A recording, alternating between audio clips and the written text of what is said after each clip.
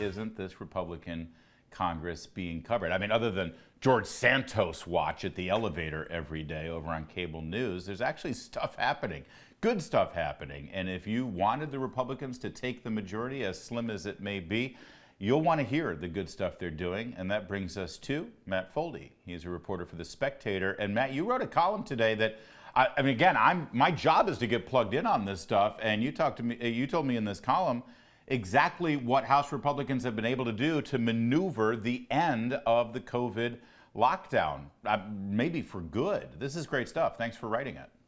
It's a weird concept to see reporters actually reporting these days, unfortunately. But yes, it's an important development here. And I think you're exactly right to touch on the difference that a small but chaotic majority for House Republicans is making in the lives of the American people. And so for those of you who didn't yet read the piece, which you can read at The Spectator, it's about the Republicans' all-out war on basically the coronavirus pandemic state that still exists in basically the minds of every Democrat and the Biden administration. Oh, yeah. But nowhere else in reality. Oh, let's be clear. If the Republicans had not won the majority, listen, the Biden administration is still trying to force masks back onto airplanes and trains. They're fighting that in court right now. They're trying to keep the pandemic active so that they can do their illegal and unconstitutional student loan repayment plan. They would keep the emergency powers for as long as they can, including the vaccine mandates. But House Republicans, clearly they got part of the message here with the midterms that we're done with COVID. Walk me through all of the various things that they're doing that's basically going to force Biden's hand. So there are a bunch of bills that are being rolled out this week that will end the pandemic national emergency. There will end the pandemic federal emergency. There's the Show Up Act, which will require, it will not actually force the government back to work, but what it will do is it will force the government to revert back to the telework policies that it had in 2019. And some people have pointed out, work in the government, to me, that that still doesn't mean that a lot of people are going to show up to work. But the impact of what's going on here is this did force the Biden administration's hand.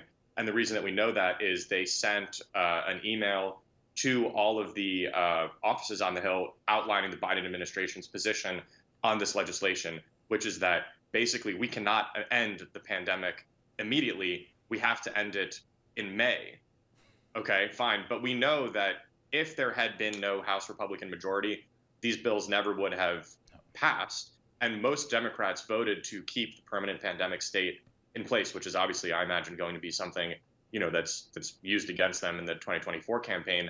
But this is sort of one of the themes of the reporting that I've been doing, is that there is a lot of urgency on the part of the new Republican Congress to make good on a series of campaign promises that did help deliver the majority. Granted, it's a small majority, but the difference is, like, for example, in addition to the vaccine mandate stuff that we're talking about right now, there would be no China Select Committee if Democrats still controlled the House. And this is an important piece of legislation in, what I've learned in covering this, because over 100 Democrats voted for this. This is something that does have broad bipartisan appeal to investigate China, hold China accountable, but it was never going to happen if Pelosi had remained Speaker. Matt, now people watching this are going to say, well, what are you guys talking about? The House can't do anything. Even if they get the small majority they've got to pass something, it's going to die in the Senate and nothing's going to happen. So how exactly is this forcing Biden's hand, especially when it comes to vaccine mandates and other COVID lockdown protocols? So remember that the vaccine mandate in the military actually was repealed prior to the House Republicans taking office in the majority. It was after the election where Republicans, obviously won the House of Representatives. But the vax mandate for the military was repealed in December. So we see what can be done with simply pressure from House Republicans. One of the other bills that's going out this week from Jeff Duncan is to repeal the vax mandate for Medicare and Medicaid workers. So there's a litany of things. And, some people, I think, could say that some of the bills that Republicans are passing are messaging bills. But we saw this week that the pandemic state is going to come to an end in May, simply because Republicans have the House majority and are now passing legislation to that end. Yes, it will probably die in the Senate, but with some of these things that were unilaterally imposed by the Biden administration, you can see how you can roll those back simply by them realizing, oh, wow, there's actually a large pent-up desire to stop these sorts of things from happening. And the China Select Committee you only need the House of Representatives to have that, right? They voted to create this in Congress, in the House of Representatives specifically. So you don't even need the Biden administration to come in there.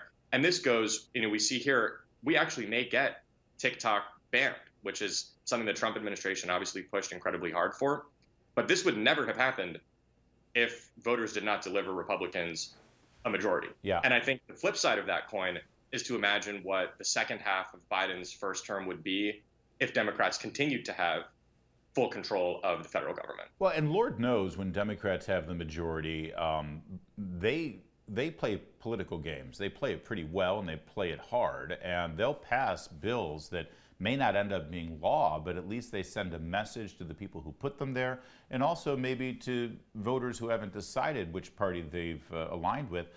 They send the message that, okay, give us more majority, give us a president in the White House, give us the ability to pass this stuff, and here's what you get. So if this Republican majority passes these bills in the House and they die in the Senate, then 2 years from now, you can go to the American people and say, give us a majority in the Senate, and all of these bills that just died will pass in the first month. I think the problem that Republicans are running into is it is very difficult for them to get coverage of the things that they are doing that are normal and important and conservative. Because as you said, they're not, crazy. It's not, we're going to look at George Santos's playlist, which was a story the Daily Beast spent hours researching, right? I mean, this is crazy.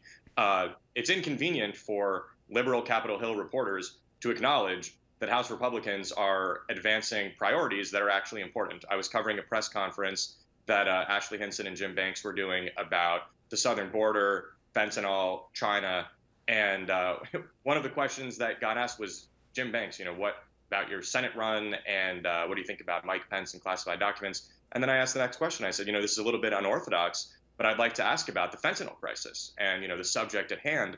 So unfortunately, Republicans in Congress, and I think this is hard to realize unless you're there and seeing it in person, but they're dealt a hand where they are dealing with an openly hostile press corps. And I think the way that your listeners should think about this is with Ilhan Omar, right? Another key campaign promise that McCarthy made is kicking Ilhan Omar off of the Foreign Affairs Committee. And as I think about sort of the vacuum of reporting on Capitol Hill that ever focuses on Democrats, I think, look, has a single Democrat been asked why they plan to vote to keep Ilhan Omar on the Foreign Affairs Committee? Thank you. Zero. I'm not exaggerating. Zero. No, I'm sure. I mean, honestly, they're trying to make a scandal out of the fact that McCarthy is keeping true to his pledge and keeping Omar and Schiff and Swalwell off these committees. The scandal is that Nancy Pelosi had him on the committees. And think about this, right? Right after Adam Schiff was kicked off the Intel Committee for posing threats to national security, the first thing he did was record a video on TikTok, which is Chinese spyware. He literally provided propaganda for the Communist Party in Beijing, man. You can't make it up. You can't script this. And what we don't know, because we don't have Capitol Hill reporters who went to Adam Schiff's office, is it's unclear if he filmed that in his congressional office, which would be a potentially massive problem for him if he's using that for campaign purposes, which he was, and if he's using TikTok, in the federal government buildings like this. That's again another national security problem. These are sort of just basic things. And, I've talked about my reporting in the past here about how the government was closed and Democrats, of course, were not showing up to work. While I was doing that reporting, I had to be escorted around by an intern pointing out that, Democrats had not been showing up to work for 2 years. I walked past credentialed members of the Capitol Hill press corps as I was doing this reporting. Right. They'd been seeing this for 2 years, but it's not in their interest to, burn their sources in the Democratic Party. Right. And this distorts the news that people across the country are consuming. The legislation that I laid out in this piece and that I've done in other pieces is incredibly important and consequential, but you basically don't see it reported anywhere. It's very weird to me. And one thing that is heartening is I've seen sort of a creativity from the House Republican majority that I did not necessarily see when I was covering them. I think you're right about that. They're bringing it, and we're pretty happy with that. All right, we're going to keep watching your reporting, Matt Foldi, and we'll certainly highlight it here. But in the meantime, we're out of time. More to come on O'Connor Tonight.